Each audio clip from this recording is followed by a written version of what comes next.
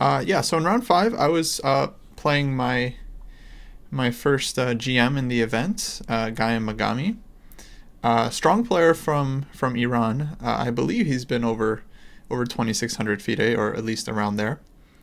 And actually, he nearly beat Yu Yang Yi in the recent World Cup, or I mean the ongoing World Cup. Although it's kind of over since we know who qualified. Um, but I actually played him very recently. I played him at the last tournament. I played at the World Open in the final round, and I ended up drawing that game as well. Um, but yeah, it was definitely an interesting game. He decided to pretty much repeat the opening that we played last time. I was also black in that game. We had a King's Indian, and he went for the Fianchetto variation. So I had been preparing this mostly because there was quite a bit of time before this game, and I was definitely looking at a lot of these lines, but I didn't quite have it prepared deep enough, I think it turns out. Okay, so I played this line with knight c6 and e5. This is kind of my main thing right now against the Fianchetto variation. I think it's a good line. I think black is enjoying at least equal play here, and the positions can get pretty interesting. So he took. I think this is the kind of the safer choice today. d5 is also playable, but leads to, I think, more strategically difficult positions for white. But he takes on e5, and we get this kind of exchange like King's Indian structure. And he plays bishop g5, and I played bishop e6, which is following the main line theory.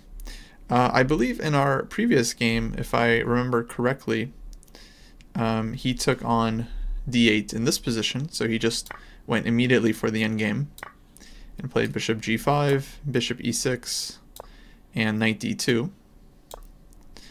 And then after h6, he was forced to take on f6, bishop takes f6, and I believe he played rook fd1 in this position. And this endgame, I think, is very close to just straight equal, because white has kind of like nice coordination. He's almost playing like an English opening type setup with all the pieces just coordinating on the light squares, so it looks really good. But black's dark squared bishop, I think, is a really useful piece in this structure.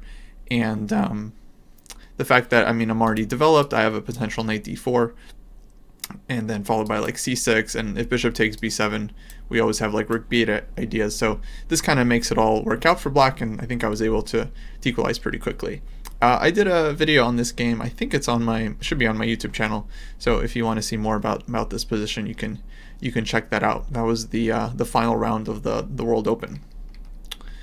Okay, but in this game, he just goes for the direct bishop g5, which is considered the main line, bishop e6, and now queen c1. So I definitely knew this move. This is one of the lines I prepared, so I played queen c8.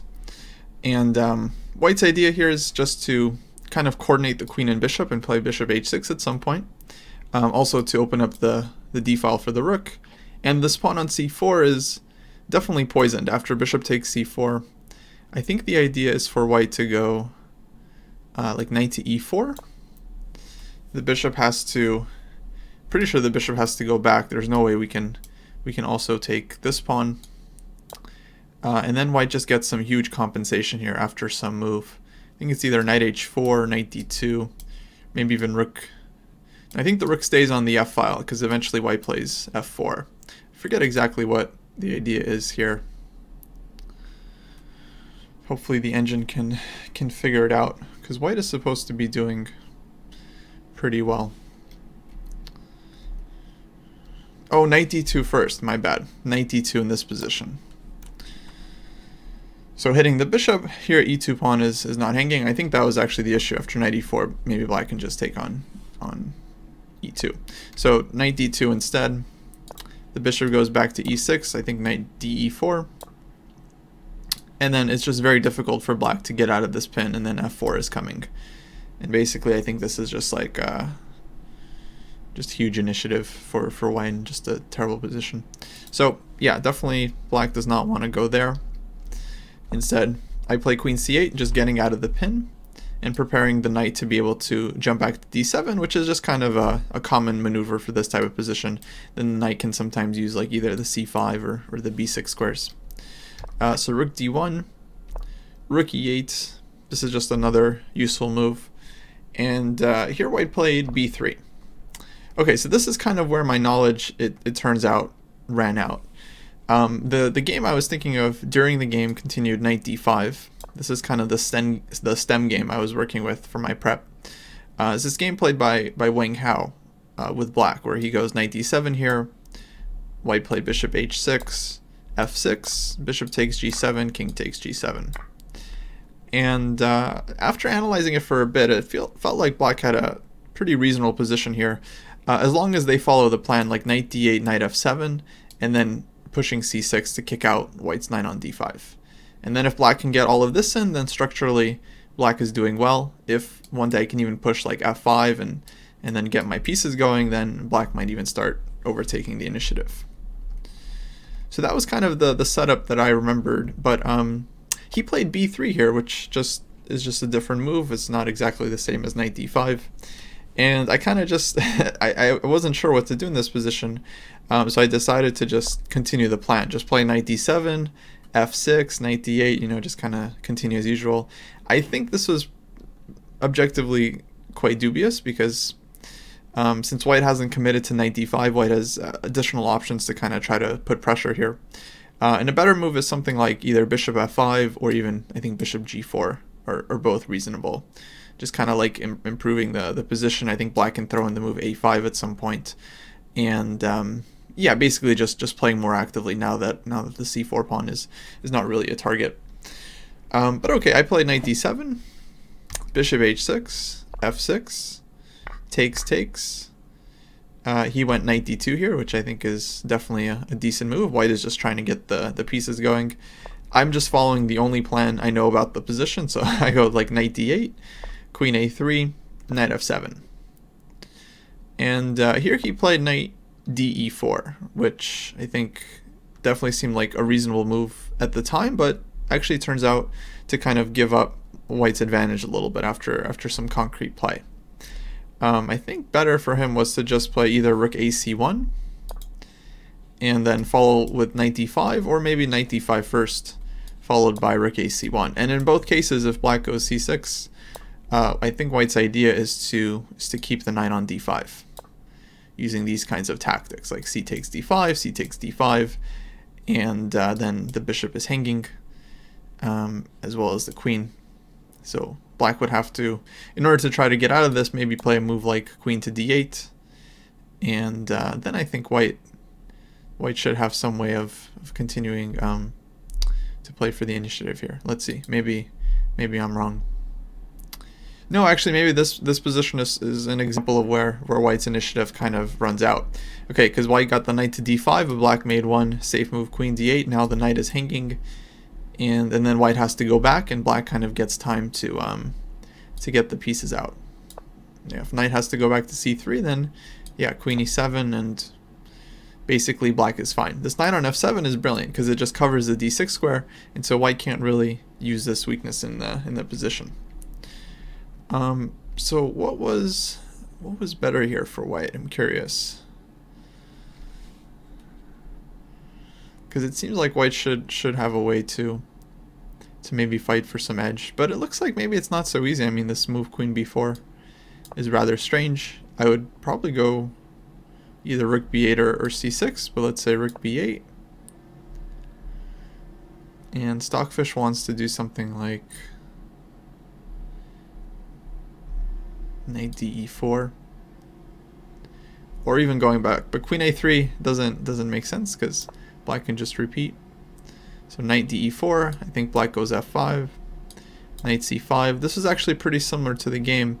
Oh, except here, since the queen has already forced the rook to go to b8 after knight takes c5, queen takes c5, we get this position in the game, except the rook is on a8 defending the pawn. So black can just go c6 there and is pretty comfortable. Where here, c6, white is just taking on a7. So instead, black has to go a6, and this very minor difference turns out makes a pretty significant difference in the evaluation. And here, black is just not really developing in time. It seems like white is just getting the pieces in quickly. Though maybe it's still not a huge advantage, but I don't know. Plus 0.8 actually does start to sound a little bit serious. So yeah, I think it just wasn't easy for white to really exploit the advantage here. So he goes knight to e4, which during the game definitely seemed logical. And yeah, I was thinking here for a while as to what to do. I even considered the move b6 for quite some time because I didn't see concretely how exactly white was going to punish me for hanging the rook, because it doesn't seem like there are any good discoveries with the knight. But yeah, this kind of move just feels extremely unsavory. The idea being to prevent the knight from coming to c5 and then preparing f5, but yeah, it just felt like there's no way this move could really work. And my main candidate choice here was c6, just like a normal useful move for the position. But after knight d6, let's say takes, maybe rook takes, this position felt like black is really passive and white is just kind of dominating the d file. I didn't really see a clear way for me to challenge the file because this queen is also targeting the a7 pawn, and in many cases this pawn is just hanging and the rook can't really challenge the file. So this type of position seemed like black would definitely just be suffering here. But yeah, I was calculating a little bit, and after f5 I really just couldn't find anything for white that looked so dangerous. So eventually, although this move to me felt like it was kind of slightly weakening, and I am opening up this diagonal for a future queen b2, I kind of felt like I had to play this move because otherwise I think if I allow white to push c5, then I might not be able to really fight for the d6 square anymore. If I play c6, then knight comes into d6, and I think white is just kind of controlling the situation there. So f5 before the knight can jump somewhere useful. He played knight c5, takes, queen takes, c6. Here we see the difference of the rook defending the a7 pawn. So this turned out to be kind of important. And I didn't feel 100% great here. Hey, Chess Poems, thanks for the bits, much appreciated. Because it still feels like black is passive, but I felt more optimistic than a few moves ago because I actually have a plan here to try and equalize the position. I can play rook to d8 and then maybe at some point try to play queen to c7, and I can start trading rooks. I'm also trying to get maybe queen c7, queen e7, because if I trade queens, it's actually hard for white to really push in this endgame because white has a d file but no entry squares. Like bishop is covering a lot of these squares, knight is covering both d6 and d8, so it's not easy for white to use the advantage of the d file here. So yeah, all in all, I actually felt quite okay. He played rook ac1 after some thought.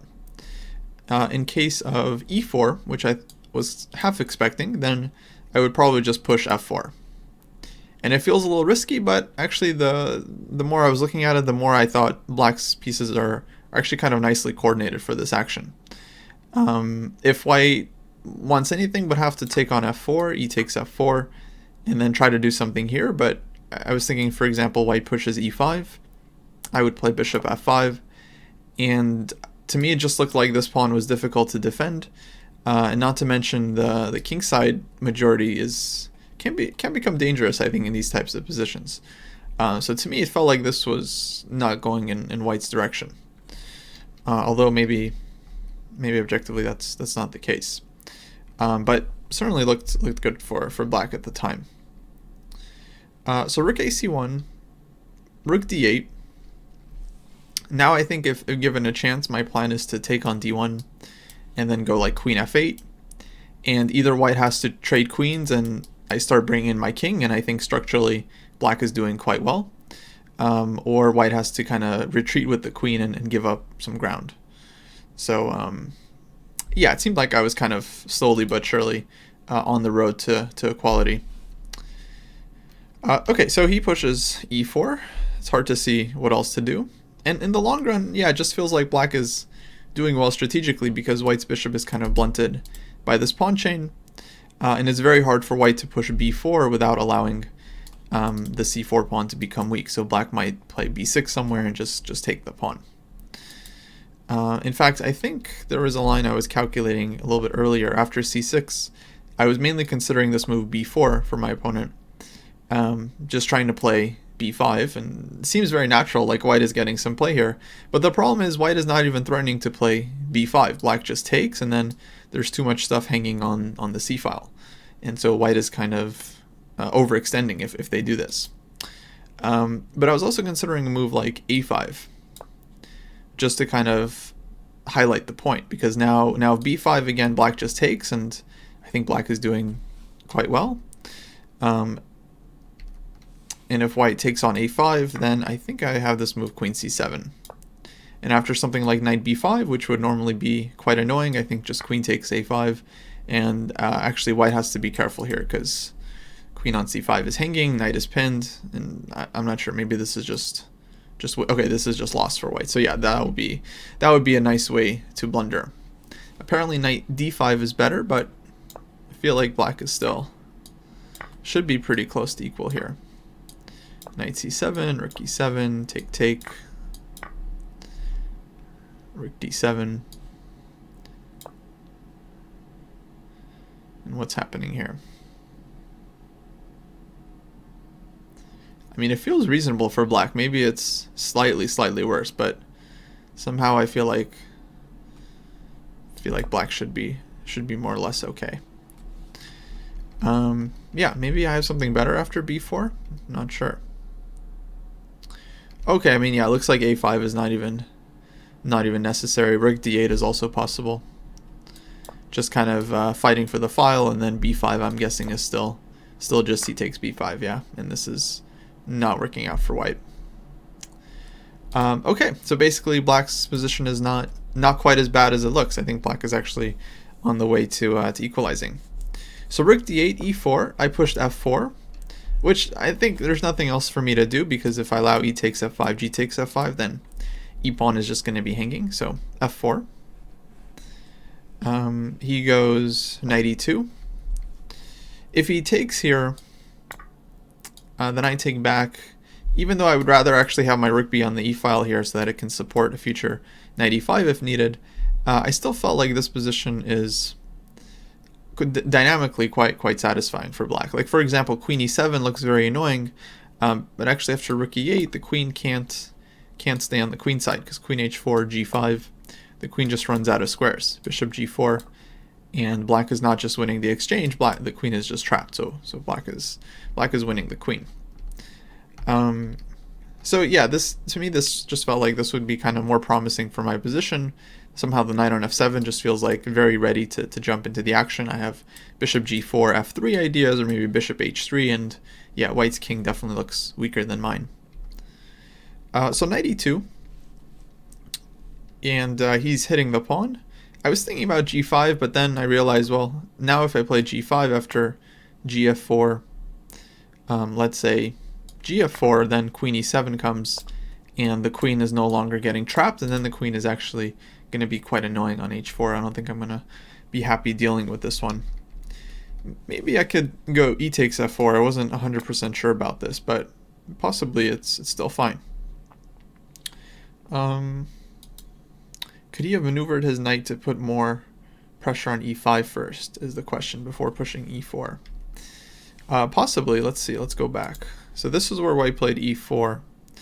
But yeah, question is how to do it, because the knight is literally, when you're like 2 squares away diagonally, this is just the worst distance for the knight, because it takes 4 squares at best, or 4 moves at best to get there. So like knight a4, knight b2, knight d3, and then you're finally hitting e5. So I mean, white can try knight a4, but it does feel like this would take a lot of time. And I'm guessing after like queen c7, black is just kind of slowly getting everything going, and should be fine. Can play queen b6 soon. Like if knight b2, queen b6 feels a little bit annoying, because takes, rook opens up, and then some pressure on the a file. So yeah, I think it's a little bit slow. But it did feel during the game actually that now white is kind of in danger of being worse, because strategically black again is doing quite well when you compare the bishops. Like the center pawns are on a good color for me, and my bishop has targets on this diagonal for the whole game. I'm just going to play like a5, a4 in the future, and try to put a lot of pressure on white's pawn chain. So I was already starting to feel slightly optimistic. I took on g3, h takes g3, and queen c7. I think now black is just getting out. I can play queen b6 next move. I can trade rooks and bring my other rook to d8. And actually I was thinking it almost doesn't matter which pieces I trade. I should just try to keep, I think, at least one heavy piece on the board to kind of help support my minor pieces. And for example, if I just can keep one rook on the board, I can push a5 and a4, and this would be quite annoying for white to deal with. So yeah, knight c3. I pushed b6, queen e3, and queen e7. So improving the queen, kind of taking control of this diagonal, taking control of this diagonal. We traded the dark squared bishop, so I always feel like it's now the queen's job to take over the dark squares. And actually here he offered me a draw on his move, which is a little bit weird. Usually the players will make their move and then offer a draw on your turn, so that while you're thinking it's your clock that's running, you're the one spending time, and you're not burning your opponent's time thinking about their draw offer. Yeah, I mean, actually I should mention he was also way down on the clock at this point. So this is move 25. We have to make it to move 40 before we get additional time, and he had like 2 minutes left with 30-second increment. I had around 20, so like huge advantage on the clock, and I felt like I had a slightly better position. So I definitely thought about taking the draw, but then I remembered that I would have to present this game to the Twitch audience, and there's no way you guys would let me accept a draw in this position against anyone. If I feel like I'm better on the board and I have more time, you just have to play on. Otherwise, of course, you won't make progress. So of course I played on, and I just like shook my head and I said, like, I'd like to play, and he was so surprised. He was like, wow, really? I thought it was so funny. The thing is, my opponent is actually an extremely nice guy. Like I talked to him a little bit after the game, and then last time, and so I felt bad like denying his draw offer. But yeah, you gotta do what you gotta do. And it's not fair. I mean, it's not like he offered me a draw in the opening. It's like he definitely tried to win the game first, and then he offered a draw once things had kind of gone sour. So clearly I'm allowed to play for the win, even though the guy's nice. So yeah, I said I'd like to play, and then he thought for a second and just immediately pushed c5. So just sacrificing the pawn, which I thought was funny, because it's like, oh wow, well, if you believe in this, then you should have just played it without the draw offer. But okay, I think it's actually a really good try for white in the position, because I mean, if I take the pawn, then I don't think I'm going to be able to really hold on to this one for very long. Maybe trades rooks first or something, I'm not really sure, and then goes knight a4. And yeah, it's not even that the pawn is such a big target, but more so like the square is a huge target, because the knight getting here would be really annoying. Or for example, if white just goes like, let's say knight a4 first, I take on d1, let's say, rook takes d1 and c4, everything looks good. I'm like trading off my extra pawn, but then knight c5 comes, and yeah, again, it feels awkward for black. Bishop g4 tempo is always met with f3 tempo, and then the bishop might be having to go back to c8, which obviously be really passive. Rook e8 here, yeah, definitely possible. Maybe takes, rook takes, b takes c4, or just bc first is also possible. Take, And I guess like a4, rook d7.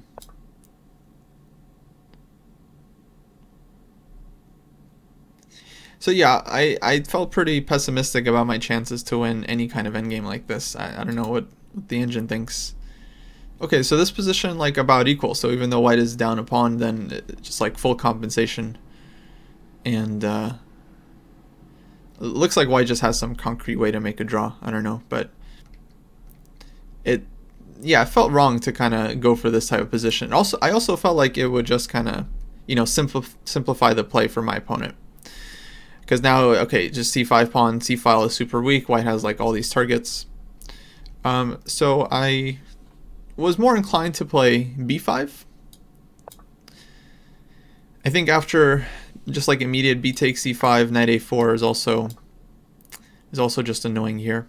And then c4 or something, knight c5 again. Just kind of, just annoying in all lines. So I wanted to play b5, but then I was definitely at least a little bit nervous about knight d5. I'm kind of forced to take. Maybe not, but takes, and then white just gets these like 2 pawns. I wasn't sure how bad it is, but the problem is, okay, my bishop is hanging, and then d6 is also a threat where my rook and queen are going to be hanging. So this kind of seemed like a nightmare to deal with. Objectively, I'm not really sure what the evaluation is here, but let's check. Hey, Flying Sheep, my homework, good to see you. Okay, question that's related to chess. If you dye your hair again, would you dye your beard too? No, probably not, because this always gets shaven pretty quickly. Okay, apparently this is pretty good for white. Bishop g4, d6. Queen goes somewhere. Wow, d7? That's not a move I would have expected, but I guess it makes sense. Pushing the pawn, not taking a rook, leaving your own rook hanging. I guess it makes sense. So bishop takes d1, rook takes d1. Okay, white has now invested a full rook, but like c6 is coming for sure. And it looks like absolute disaster for black. Actually, I don't even see a way to stop c7. Okay, so I was actually thinking like maybe it's not that good for white. I'm just kind of a chicken. I didn't want to allow it, but no, it turns out probably it's okay. I guess black shouldn't even accept the sacrifice. So just play the obvious move, queen d7, just lining up against white's rook. Okay, I guess the point is we can take on d1 with check if we need to. So black is okay here. But okay, I did something that I like to do and just save myself time, and I realized that if I just trade rooks first, rook takes d1, and then I play b5, well then in this line, if white goes for the piece sacrifice, I thought it's already less dangerous because we traded off a pair of rooks, but secondly, after takes, I have this key trick rook d8, which only works because of course we traded and white has a hanging rook. Now I don't have to worry about this d6 threat anymore, and to me this felt like shouldn't be enough for the piece, because I'm just going to keep a clean piece. I think just like bishop f5, maybe bishop g4 is better, just for the tempo soon. Oh yeah, white has to make some move. I don't know, rook d2. Okay, bishop f5. And this one seemed very, very difficult to pull off for white, because as soon as one pawn starts moving, then the other one always becomes weak. So if they get both d6 and c6, then the d pawn will just be lost. So I'm guessing this is good for black. Yeah. So that was kind of a nice nuance. Just like trading rooks and playing b5, and now the pawn on c5 is a potential target. Like if white goes b4, I just go a5, so the pressure is kind of never ending. And it felt good. He played f4. Now the engine here, I think, was suggesting bishop g4, rook d2, and then rook to d8. And just trading off these rooks and trying to play this position with like queen and 2 pieces against queen and 2. And yeah, it does feel like black is better. I mean, apparently much better. It's like -1, but I wasn't 100% sure what my winning chances were here. I just thought, things look nice structurally, but it feels like concretely, I have some potential weaknesses as well. Not so easy to convert this. But maybe this was kind of the best thing to go for. I ended up going for b4 instead. So knight d5 still doesn't really work. I force him to go knight a4, because otherwise if the knight backs up to, let's say, b1 or e2, then I think I get maybe a5, a4 very quickly, or I can wait for the future, and then this pawn on a2 is always a big problem. And if the knight ever gets to d2 and c4, I can just hack it off and trade my bishop and leave myself with a kind of a decent knight. So this one I felt like black is doing quite well. Maybe I can even go rook d8 as well here, and again I think black is better. So knight a4, rook d8 takes, queen takes, and here he played knight b2. I think we were analyzing after the game, maybe bishop f3 would have been a better way to cover the d1 square for white, because it also covers the g4 square, which ends up being quite useful for black. So he goes knight b2. I decided to play queen a5, forcing knight a4, and then I went back queen d8. So I start repeating here because I, to be honest, just wasn't seeing a way to improve black's position.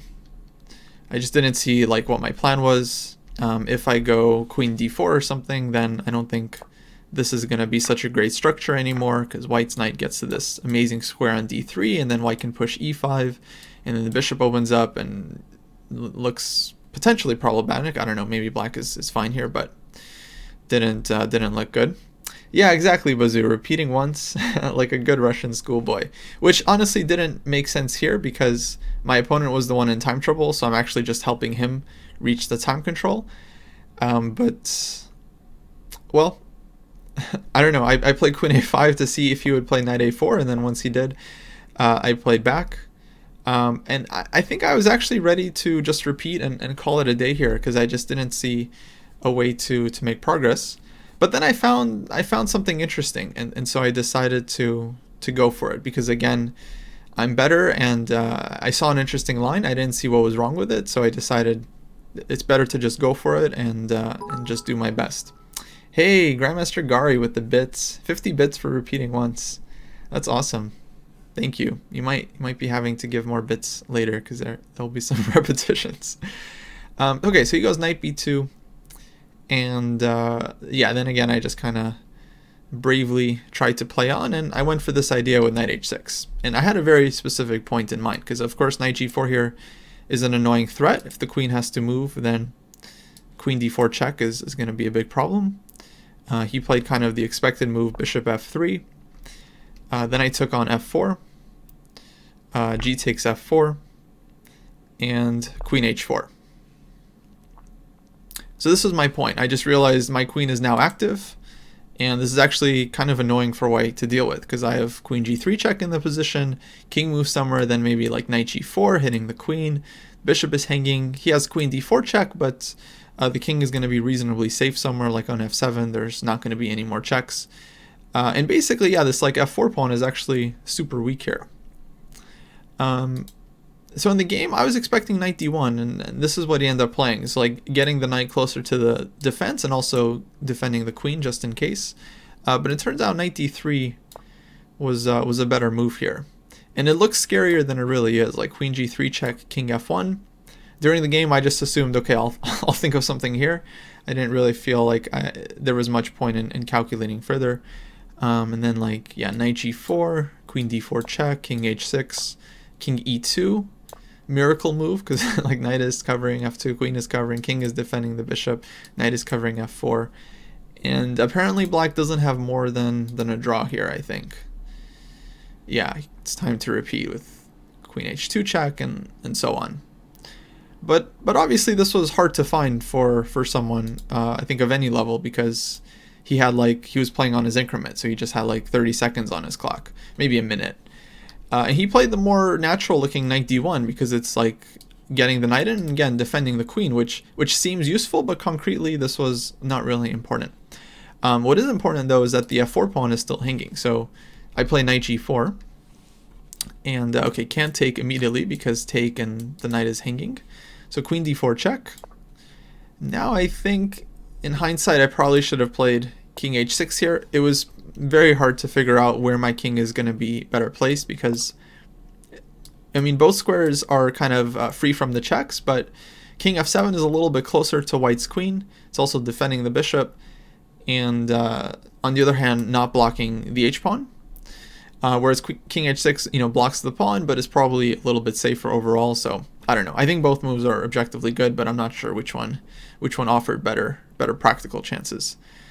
Okay, so now he takes on g4, which I think is reasonable because otherwise he has to allow like queen h2 check very soon, and that just looks extremely dangerous. And yeah, I'm threatening to take the pawn. So takes, king f1, queen takes f4 check. I don't think I have another move that's really reasonable, and knight f2. So this is probably the critical point. Maybe this is a good exercise for you guys to think and try to figure out how you would play the position. Because in the game, I knew this was a critical moment. And I think I knew this specifically because it's move 40, and I have one move to make before the time control. So I was definitely down on time as well by this point because I had been using it. So I think I had about 4 minutes here to make a decision, which to me felt like enough time because Bazoo is asking black is not better. No, during the game I felt like black should be winning here, or at least much better. So I was looking for, a way to convert the advantage, of course. But there's a lot of options, and the b4 pawn is kind of hanging. And I wasn't so much worried about this pawn, but the fact that white gets queen b7 check as a threat and then can take on c6, and then maybe the c5 pawn is potential counterplay. Bishop h3 check, I definitely looked at this move, but after king to e2, I didn't exactly see how to continue here. Because now my bishop is also hanging. If I go bishop g4 check, let's say, I think the queen endgame is good for black. Is that convincing? Because to me it seems like all king and pawn endgames are going to be winning, and so that means we can happily trade queens. Maybe we just establish our queen somewhere on e6 or something, and it seems like it's very hard for white to play against our pawns. But okay, queen endgame seems good, but the problem is instead of knight takes g4, I was thinking white would just go back king f1, and then I didn't exactly see how to continue here and why my bishop is going to be better on g4 rather than e6. Where on g4 it's like potentially hanging or something. Okay, so Bazoo says h-pawn very quick, so I'm guessing wants to play h5. This seems like a reasonable move, just pushing. It's probably winning. Let's see, Monster Bond said a5. I think a5 is a good move, just defending the pawn. Very simple. I don't remember what in the game I didn't like about this move. If anything, actually, bizarre that I didn't play it. Like move 40, it's such a safe move, just like defending the pawn. I think I was annoyed that I didn't want to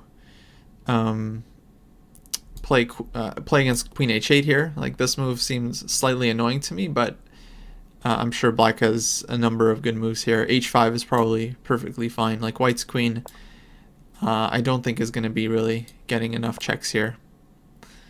Let's say check, king can go here even, check bishop f7, and like, okay, queen runs out of checks, black continues pushing and should be doing well.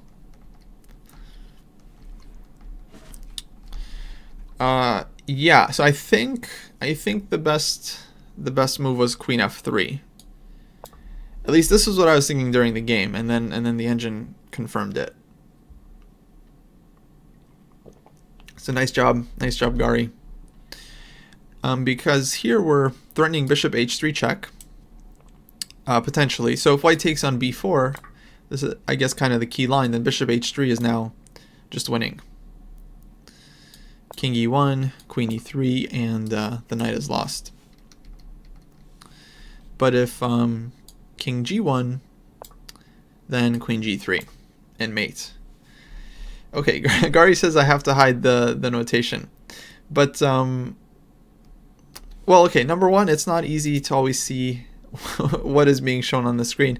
But also, I mean, there weren't any clear annotations here. It's not like I'd put an exclam next to this move, although some of the annotations do have exclams, so you guys might see those.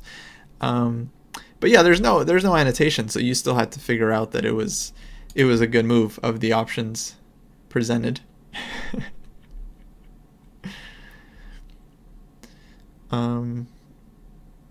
Oh, 3 lines on the right to hide it.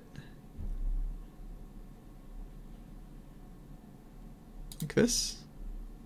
No, that doesn't look good.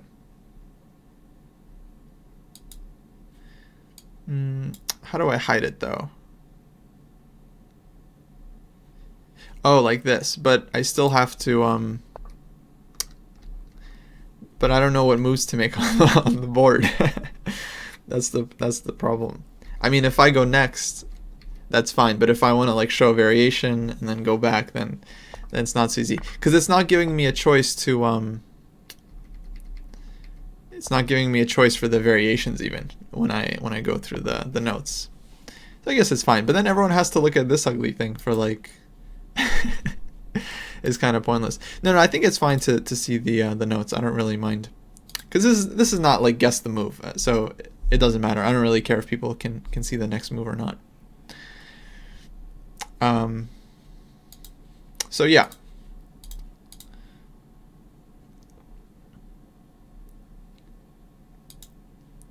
I ended up playing queen c1 check.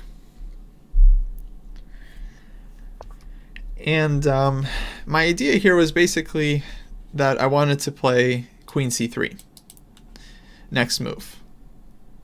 Controlling the h8 square, defending the pawn, hitting white's queen. If white trades queens in any position, the endgame is just totally winning for black because of the bishop and like 2-pass pawns. But after king g2, the problem is white is going to have this move queen d6. And then I actually just don't have a way of defending the c-pawn. So yeah, this is just like an insane blunder on my end. And I also don't have a way of, let's say, getting back and then defending both of these things at the same time. So I have a couple of ways of defending the b4 pawn. I can even play like a5, but if I play a5 again, queen d6 comes, and I have no way of defending this pawn. Although I still felt like black should be better here, but yeah, the problem is now white's counterplay is very realistic. Although maybe black is still ahead. So yeah, this was quite unfortunate. I gave queen g5 check, so I repeated moves kind of. So that's good. But again, my queen still has no way of doing anything. Oh yeah, another move I think was close to winning. I don't know if anyone suggested this, was g5. And I was really kicking myself in the game for not playing this. Just like queen takes b4, g4, and okay, white is going to get like one check.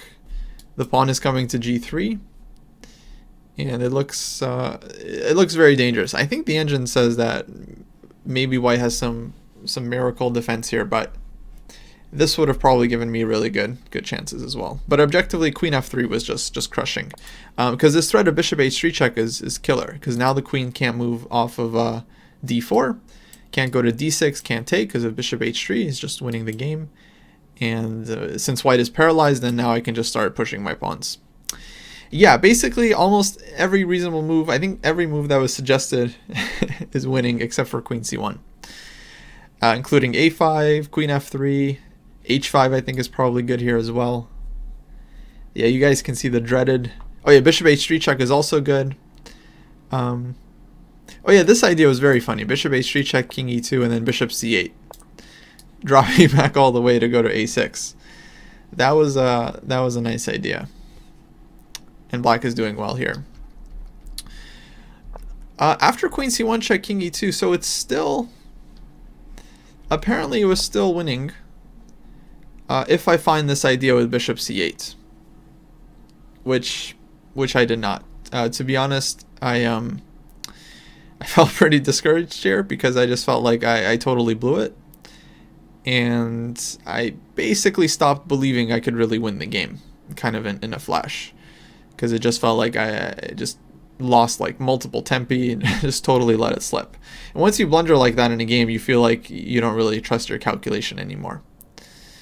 So yeah, this was a very strong move. I just totally overlooked it. I guess if he takes, then bishop a6 is just kind of crushing, and then looks like queen g1 and knight is hanging.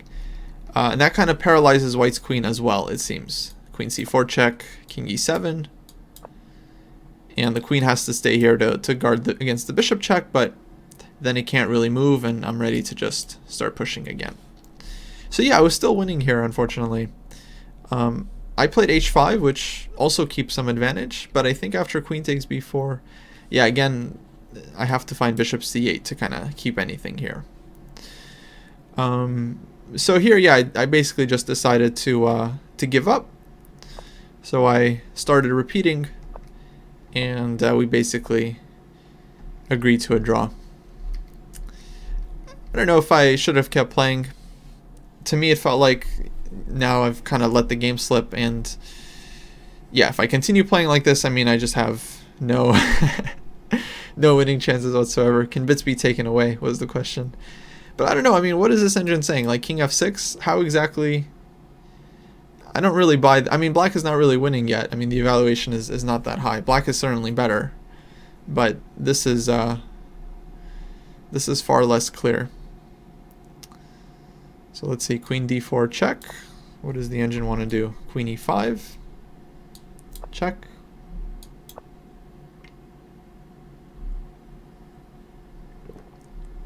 King g2.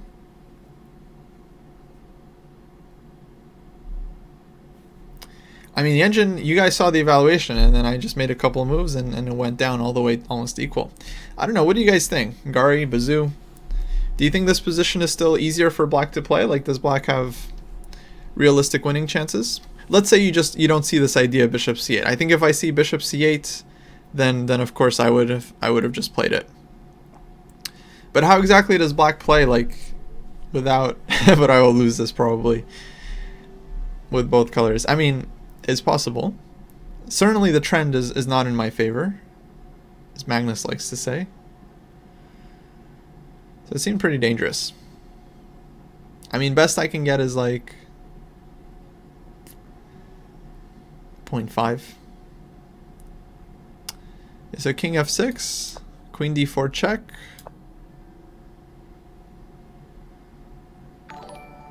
Queen e5.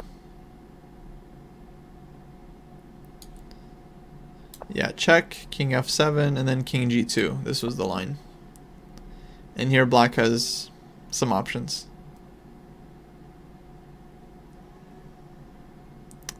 Oh, is white going to find sacking the c-pawn? That's a good question. Yeah, obviously not everyone is gonna play king g2 here.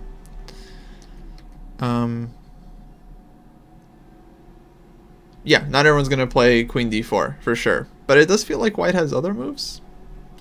Knight d3. I don't even understand why white is sacking the pawn, to be honest. Like queen takes c5, knight d3, and what are we doing here? Queen c2 check is just leading to repetition. If we go queen, oh, there's knight e5 check. So yeah, this is kind of annoying. I feel like there's a little bit of risk for black to play on. You know, like if this knight gets to g5. Yeah. Though, to be honest, it was more of a psychological feeling rather than a chess feeling. So I don't know. Also, like, you know, this is a Friday night game, so this was like 11 p.m. or so, and we have a morning game the next round. So I'm just like, you know what? I'm probably not winning this, so let's just save some time, call it a day.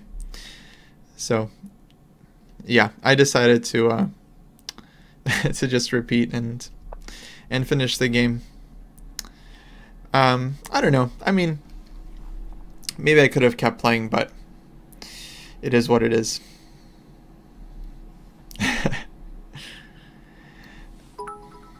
All right, 25 bits for